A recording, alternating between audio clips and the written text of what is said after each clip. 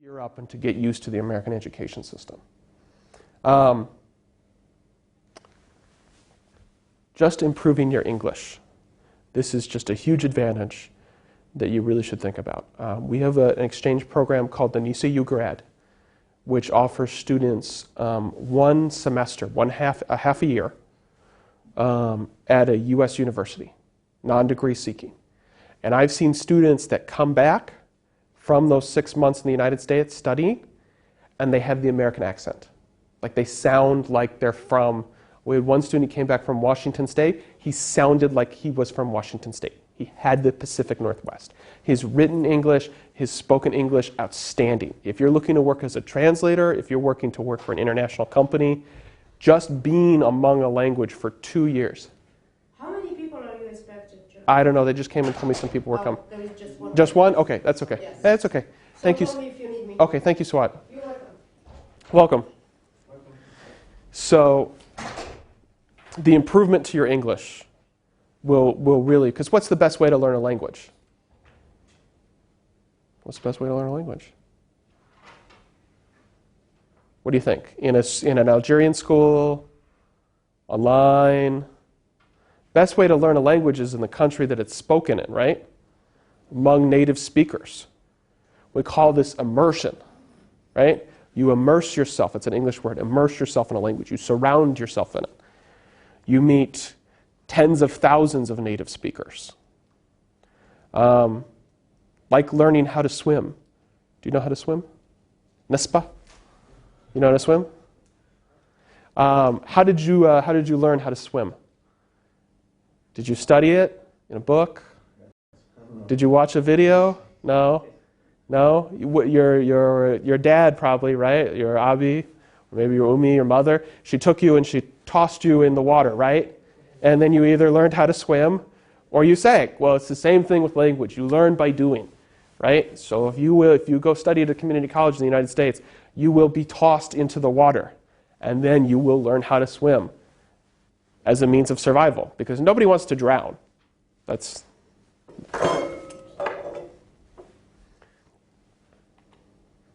so, other advantages.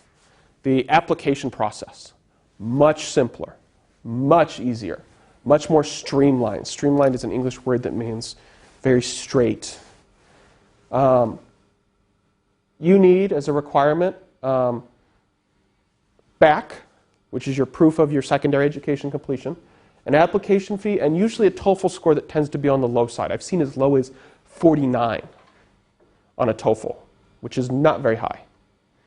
If you have these things, then you're eligible to apply for a community college, and they'll give you a quick response back. For community colleges starting in the fall, you can apply even at the start of summer and then be able to enroll. For other universities, it takes much longer. And it's not a decision that's based on, yes, we will accept you, no, we won't accept you. If you're qualified, halas, you're in. So, what does this look like? These are the requirements for Northern Virginia Community College. You can see here, for the fall semester, you can apply up to June 15th, starting in September. You need an online application, evidence of English proficiency, that's your TOEFL score. Now, if you score low on that TOEFL, they may ask you to start out with English classes first to build up your English level. Your I-20 application form, a bank statement showing that you can cover the cost of your tuition, and proof that you've completed your secondary education. Most of these things are associated with your student visa application. You'll need the same things for your student visa application, like your passport. The only things you really need are your proof of secondary education and your evidence of English proficiency. Let's compare that to what we saw earlier from Columbia's master's program.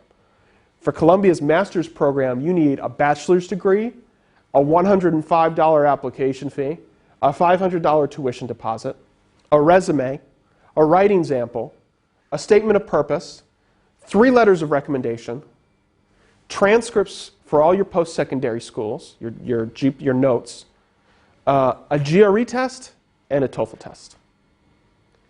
For this, you would apply on April 2nd. It would take several months for them to then accept you. Sometimes you'll even enroll the next year. You'll enroll 2016. So it's now 2016, you'd enroll in 2017.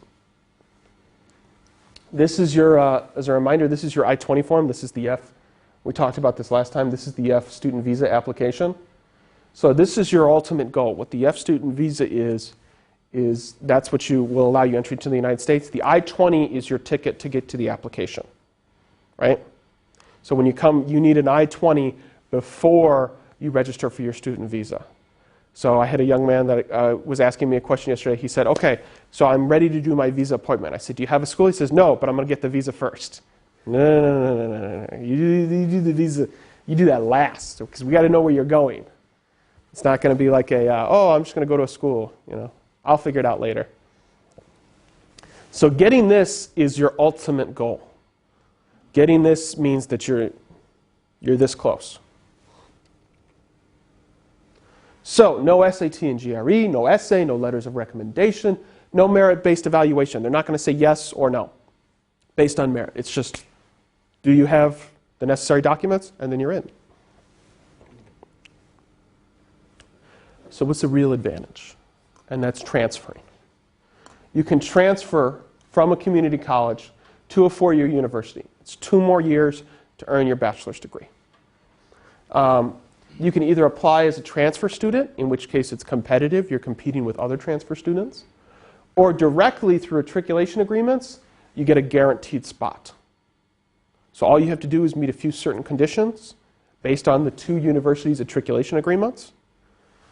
Sometimes community colleges, there's a good one in Oregon, for instance, that will work very hard to place you in a 4-year university. They do a good job of preparing you to transfer as international students. But if you apply as a transfer student that's competitive, think of it this way. Normally for an Ivy League, they get 30,000 students that apply. They're only going to get 1,500 people apply as transfer students. Now, why do they take transfer students? What happens as you move through university? People start to drop out, right? Does this happen to you at Algerian universities? People that start school don't finish, right? So the universities want to fill those spots, and that's why they look for transfer students. So a great website is collegetransfer.net. And what collegetransfer.net does is it explains that articulation process. It's a big word. And not only that, it offers a transfer agreement search engine.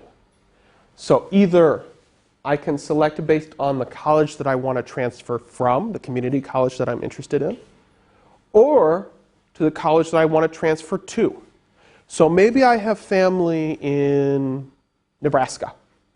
So I know I want to go to a Nebraska community college because I want to live on my cousin's couch and eat my cousin's food and watch my cousin's TV because it's just cheaper, right? Yes, yeah. So I'll look for community colleges in Nebraska, and then from there, find out what universities I might be able to transfer to. But maybe you feel a little bit differently. Maybe you say, I want to go to William & Mary. I want to be just like Mr. Joe. I want to dress like him. I want to act like him. I want to look like him. And I want to go to his university because it's a really good one. You can search by the college that you want to go to, and then from there, it'll tell you what what community colleges it has agreements with. So I did just that. I looked to go to William & Mary, and I looked for all the community colleges that it has agreements with.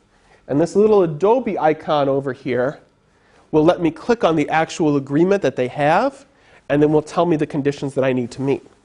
So usually for William & Mary, you need to have a 3.0 GPA, so you need to have at least a B average in community college, and then you need to be able to register for different things. All right?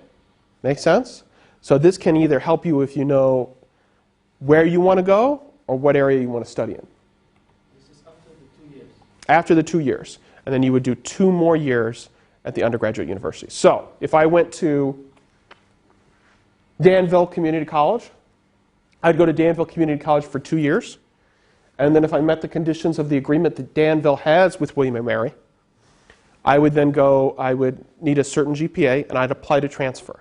And if I met the conditions, William & Mary would automatically accept me. And then I'd do 2 more years at William & Mary, And then I'd have either a Bachelor's of Arts or Bachelor's of Science. Now, the degree that you would earn going from Danville and then to William & Mary, the diploma, it will say William & Mary on it. It will not say William & Mary, star, but he cheated and spent 2 years at a community college. It will be completely identical. Okay? Same education, same degree.